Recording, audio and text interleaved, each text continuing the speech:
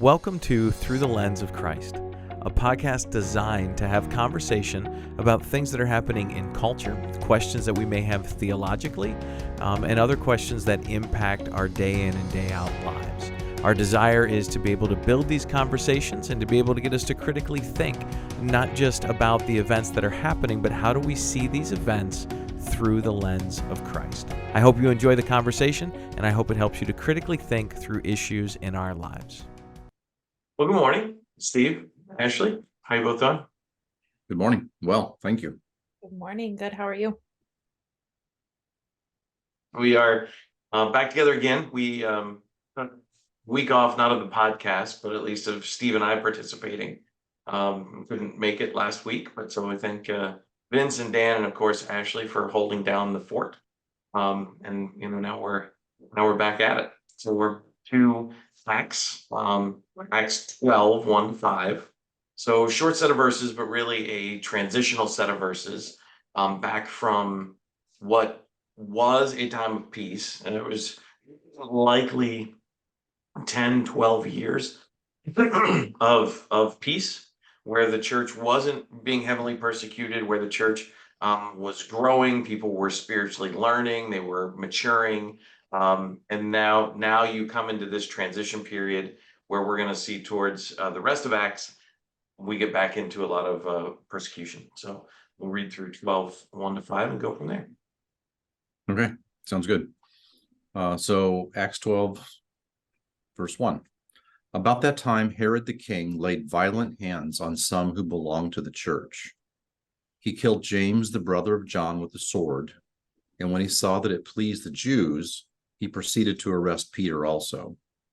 This was during the days of unleavened bread. And when he had seized him, he put him in prison, delivering him over to 4 squads of soldiers to guard him, intending after the Passover to bring him out to the people. So Peter was kept in prison, but earnest prayer for him was made to God by the church. And again, we're heading into this kind of miraculous release of Peter from prison. But to begin with, again, it's just this transition where we see Herod moving against the church. So anything that you'd like to start with? Or I can certainly start. Yeah. Well, I mean, the first thing I thought of when I heard this on Sunday and in reading it again was, I mean, it's so easy to just pass over little words and phrases. At that time, Herod the king laid violent hands on some who belonged to the church. I mean, I take violent hands as being pretty violent in that day and in that time, in that situation. I mean, this was not, hey, come, I'm going to put you in prison. You're going to sit here for a while. Violent hands, I'm just sure, are really violent. And it's just, I mean, it's just an extra word in there that just means a lot. I mean, then they killed, of course, James. They did all these things, but there were other people that were suffered too that aren't even mentioned here.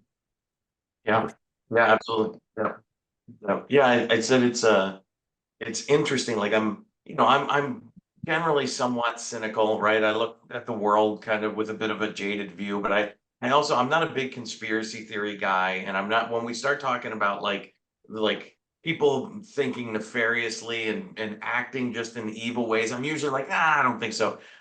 But you look at, like I said, Herod's the first real politician that we see, right? And again, this Herod is not other Herods. There's 6 of them in the Bible, but this particular Herod is the first politician, right? He's like, I want power. I'm going to use everything I can to my advantage, including go kill people if I have to, right? Like I don't care. Like who do you want me to kill? Like I don't think he had anything against the Christians.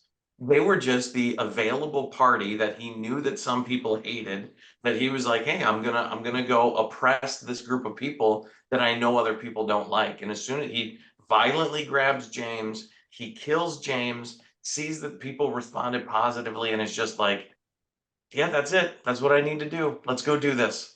And it's just so interesting when you look at how evil people can be, and that these things still happen today, and people are going to be pursuing their own desires, and people are going to be pursuing the temptations that Satan brings them, and it's It's sad, but very true. Yeah, you and I may vie for the title of most cynical sometimes. I don't know, but because I'm down that path too, right? But I'm like, well, okay, he was just a politician that was more blatant about it and is, called out on it, because I'm like, everyone wants power in their own domain. And most every politician's the same. And he like you said, he found a way to access it. And this seemed to work for him with the Jews. He got respect out of them for doing these things. And what a sad commentary that the Lord's race, the Lord's people, the Jewish race, are the ones that are the most excited probably about all this happening, because they also want power. They want alignment with the political power structure. Yep. Isn't that a lesson for today? I mean, certainly we have the same issues going on today. Alignment with the political power structure, with the social structures that are around us. And people cave all the time. Yes. Yep. Absolutely. I think there's an interesting play here too. I talked about it at North on Sunday, and I don't know if I explained it well, but I just think there's this interesting dynamic between how Satan responds to God, and that God he's sovereign, right? He has a plan. He's executing that plan. God is proactively doing something. He's already written the course of human history. It's been done. Satan, we see it in Revelation 12, right, where the woman and the dragon, and Satan is reacting to God, and he hates Christ, and he hates the idea of salvation. And it says when he can't get to Christ, when he's taken away, ascended to heaven, seated on the throne, Satan responds by desiring to kill his people, his children. And so you've now got this like angry enemy. You've got this, he hates Christians, he hates believers, he's angry with God. And so he's acting and moving through the hearts of man, right? Creating temptation for power and creating opportunities for us to chase after those things, and all within the purview of God's ordination, right? So you've got this Satan who's angry and he's moving. And I think it's interesting where we go throughout Acts, where all of the persecution up to now was happening from the religious leaders, right? This is the first time where we see it moving from the religious leaders to the political leaders. And now it's expanding in exactly the way the gospel is expanding. So the gospel starts with the Jews and the religious people, and they're converted. And then eventually God brings it to the world. And now Satan is taking that same model and trying to do it in his own way. And he's taking persecution to the world. And so now, like, it's now not just the religious leaders who are doing it, it's the political leaders. It's Rome that was considered the world. Like, this is now much larger than what it used to be. And so you just see Satan reacting to God and his grace and mercy and compassion, and Satan's angry. So he's like, I'm going to go get his people. And he's doing it through men, right? And he's doing it through, us as people. But I just think it's such an interesting statement. I shared a little bit about Revelation 19, where you see Christ return, and you think there's this huge battle between good and evil, and that there's like, we hope that good ekes it out, right? We think we kind of get the action movie image of Jesus like all cut and broken and bleeding and just barely making it through the battle, but he's victorious, right? He just barely came through, but he's victorious. Mm-hmm. You read the where Christ returns, and you see this buildup from Satan, and then it says, but the false prophet and the beast were captured and thrown into the fiery lake, right? Like, there is no, it's like, it's done. And it says that Jesus destroys everybody with the sword from his mouth, meaning the gospel. And it's just this beautiful image of God's ordination, and how we shouldn't get either surprised that evil people are acting in evil ways because Satan is still the God of this age, or that we don't understand the victory that's already been won. And I just think it's interesting how it's showing like Satan's reaction to God's providence, as though he can in some way impact it. Yeah, all power and all authority are Christ's. So right. So I think that battle doesn't look that way. But look at Satan. He spends millenniums, right, pulling together this consortium and having his way, and gathering all these people together, only to see them all destroyed with him, because he just loves to take people with him. I mean, he wants to take as many people with him as he can. because that, of course, surely feeds his ego and feeds his feeling of power when really he doesn't have any. And the whole story is there just to glorify the Lord. Yeah, for sure. Yeah. I was thinking about that. I'm thinking about new ways of trying to understand what's going on with the Bible. I'm just thinking about the Bible being this. I don't think this is off topic, so I apologize if you feel like it is. We'll jump out of it as quick as I jump in here. But the Bible is a set of stories, lived out history, right? Stories and reality that God puts in front of us.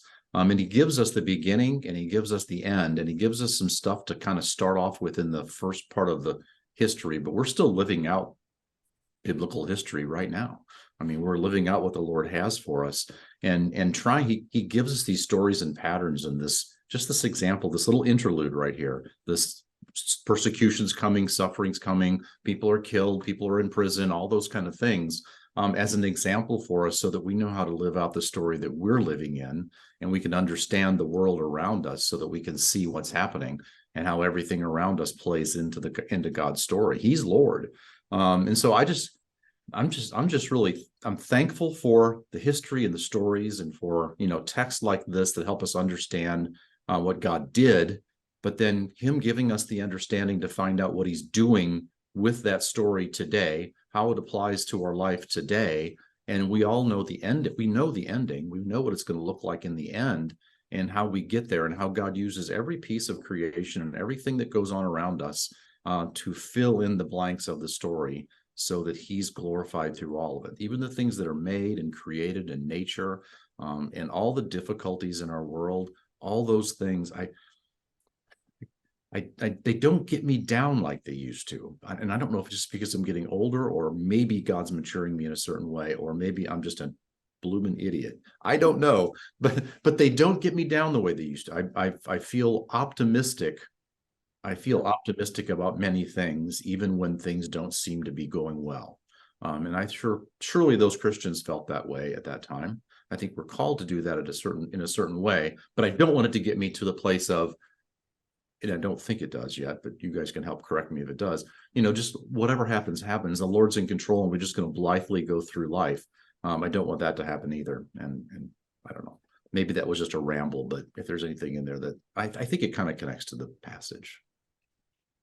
Yeah, I think it definitely connects. I mean, I think that's what, like you mentioned, that the early church, it says when they're praying, like this, I believe that is what they're praying for, right? That they're not praying that Peter is saved from this, although I'm sure some have that feeling and some are praying. But to your point, it's not like we're so blind that we don't care what happens to people, right? We do care, and we do pray that they're safe, and right? But their overarching prayer was, hey, remember Peter? This was the same guy who denied Christ 3 times when he was on the cross. Remember that Peter is as fallible as anybody else. Remember that he's going to be persecuted. Hey, God, please strengthen him. Make sure that this is for your glory. Make sure that he's held in your hands regardless of what happens. And they clearly, we'll talk about it in a couple of weeks, they clearly expect him to be dead, right? Mm-hmm. So like they expect this to happen. They expect him to be dead. They're not praying for his safety, at least that's not the general tenor. It's about, God, give us right perspective, and God, show us that there are greater things. And I think that's what you're talking about, is not a point of not caring about what's going on, and not a point of saying, hey, look, I'm praying that, we've got elections coming up, like there are going to be things that change the tone of our country. I pray that it's in a positive way. I pray that that God influences all of these things in a way that brings him glory, and he will, whether it's the way I want it to or not. And so it's I think it's more not caring. I think it's more trusting that God is the one who is working and moving, and that we've also been called to act and to move and to be part of this, but it's also understanding who's doing the work. Yeah, and you probably did this up north, but also Vince did it pretty well too. It's like, well, they were praying, they weren't marching. They weren't protesting and marching and tearing apart buildings and burning things down and trying to make a big scene to coerce someone else to do something. They were praying and allowed the Lord to the Lord's the only one that should be coercing, right? He's the one that should be changing people's hearts, and he does this all the time, and we're not very good at it. And when we do it for the wrong reasons, or people respond to us for the wrong reasons, which is like, because I'm the one that wants it to happen. That's the wrong reason, right? We're trying to, put the leverage someone to do something. We don't want them to do it because of us. We want them to do it because the Lord wants them to do it. Yep. We're hoping we're doing the Lord's will. So yeah. Yeah. Well, even when you look like extra biblically at this time in history, and you look at the stories of a lot of martyrs that were coming out of the early church, and you look at how many people came to Christ through their deaths and the miracles that happened in their deaths, and how, like, yeah, they died. It's like James wasn't. Sometimes we look at the sovereignty of God, and he doesn't answer things the way we'd like to, right? Why did he save Peter and not James? Why does James die and Peter gets to live on for a little while? He gets the miraculous escape from prison, and James dies, right? I don't think James was in heaven going, oh man, this is like the worst outcome possible. Why didn't God save me? Why am I here in the very presence of God? Why am I not back down in that broken place, right? But we look at it and go, why does God save some and not others? And like, he's this idea of God's sovereignty is perfect.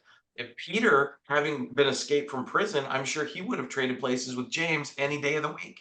And he's right. He now is going, hey, it's God's grace and mercy that saved me from prison, and it's going to be God's grace and mercy that saves me to heaven. It's all God, and he's doing a good thing, and I'm just going to be part of that. But I do think it's just a view of his sovereignty that's important for us to keep in check as well. Yeah. So which kind of encourages me to take what comes to me, just move. I don't know, how do you do it? You just move through life by talking with the people that are in front of you and dealing with the people that are connected to you. And the Lord just presents opportunities all the way through. And sometimes those opportunities are local, sometimes they're national, or maybe even global, but it's all a matter of people dealing with people and talking to people, and where our place is in that world, by who we come in contact with through whatever means. Yeah. Well, Ashley's about to come into contact with a lot of people that we've never met. She's people in other parts of the world, and do some different things. And I don't know what that's going to lead to. I don't know what that's going to lead to. You're going to know different things for sure, but also have different opportunities because of it.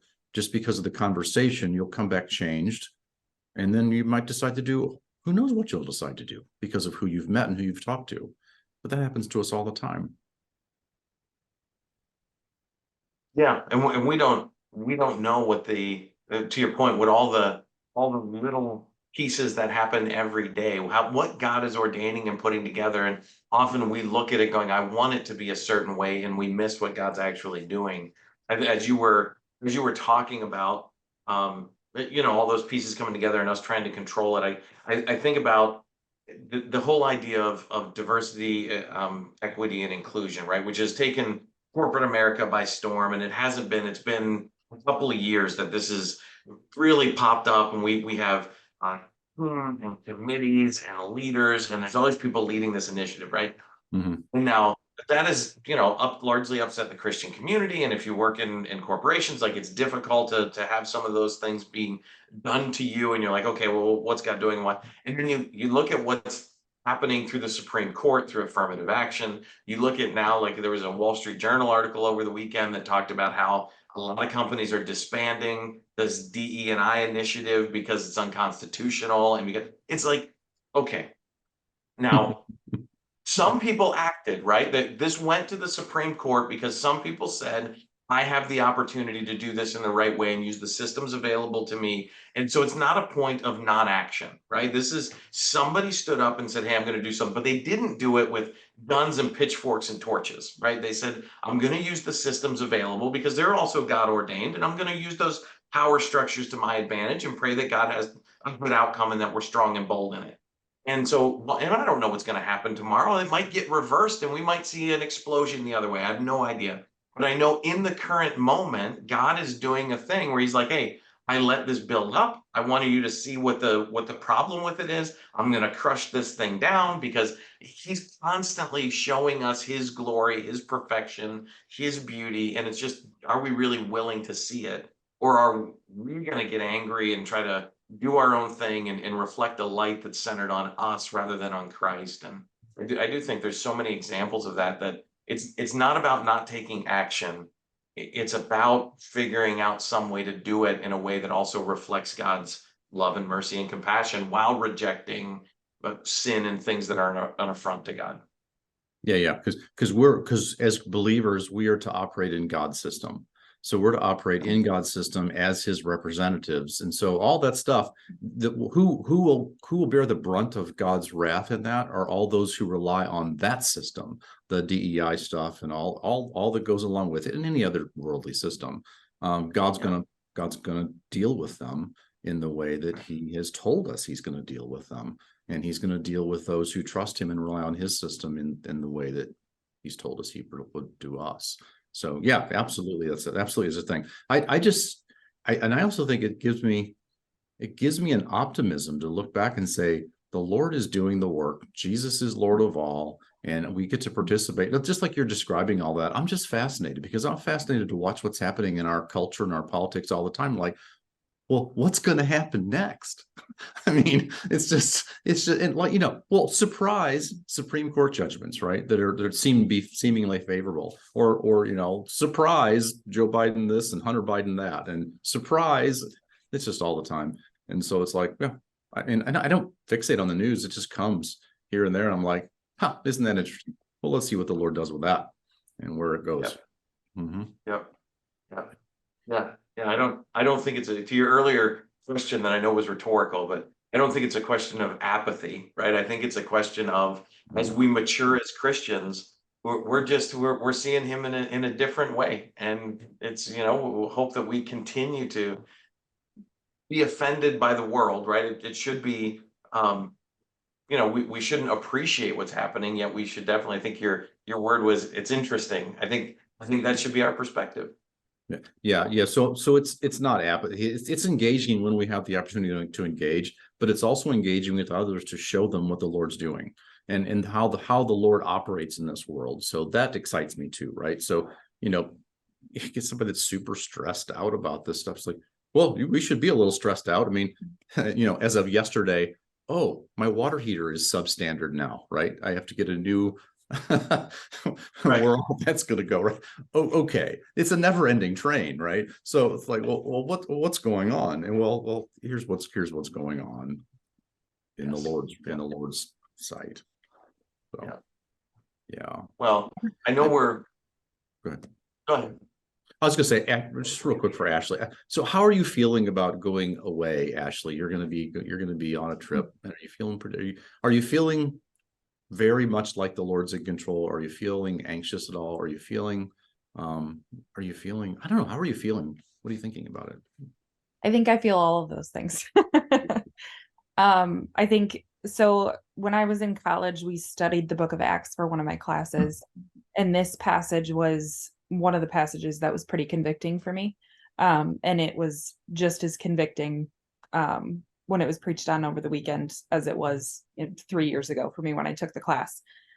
Just because based on how they pray, it changes the way you think about prayer. It's not going, okay, God, I don't know if this is safe. I don't know if this is smart. I don't know if I should do this. So please make me not have to do it. Mm-hmm. Learning how to actually pray through those things in the confidence and comfort of the will of God and the peace and the power that he has, rather than just asking, this is what looks like it's better for me, so can we do this instead? But learning how to pray through it in the right way.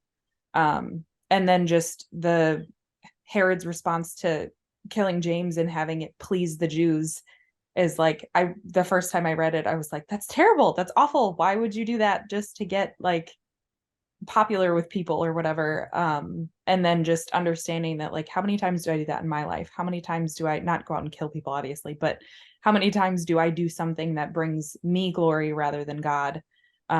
Because it feels good and it's nice to be noticed and recognized, and it feels nice to have that power. And And just the difference between that of going, okay, this is not, I mean, this might not be a trip that I would have personally chosen, but in the last 6 months of planning it and preparing a team and recognizing the need for it, and even just doing our own VBS here the week before, is like, I'm seeing all of these kids that have access to all of this stuff and have, you know, this taught to them intentionally on a week to week basis. And that's not the case there. And so being able to actually look at it and go, I get to go be that light for 7 days in this place, and no, not outwardly saying things, but still being able to just demonstrate that character and that love of Christ through interacting with people. So I think it started a lot with anxiety and fear and stress. But I think it's over the last 6 months grown into a greater like appreciation for where the Lord has brought me, and an understanding for like, this is important work, and I should be honored and privileged to be able to do it, rather than sitting in it going, this is scary, this is a bad idea, I don't know if this is going to go well, but trusting that like, if the Lord is calling me into it, it's what I'm supposed to do, and that should be where I find my greatest peace, rather than being opposed to it. That's really good. I think of two things. So you haven't even left yet and you've been changed, which is really good. And then also when you get back, you talk about having access, you know, kids having access to the information. Well, when you get back, the kids are going to have access to you, and you'll be able to explain some things to them in firsthand, vivid detail as to what happened that'll influence their life, and they'll remember some of those things probably, or at least it'll change them in some way. So it's all change all the way around. Right. That's really good. Yep, it is good. And we certainly are appreciative that not just that you're going, but that you're open about the spiritual maturity process that happens in it, right? Because that happens with all of us in small ways, and not always that we get to do it on full display as you're doing it, right? You're heading somewhere, the church knows where you're going, you know, there's struggles associated with that. And then being able to talk about, man, how is this changing my perspective and view? And I think that's convicting for others. I believe that's part of the community aspect of who we're called to be, is learning and watching from other people and seeing their experiences and watching how Christ is working. So thank you for that. Yep. All right. Well, this is good. So appreciate all the thoughts. I will talk to you soon. Thank you. Bye.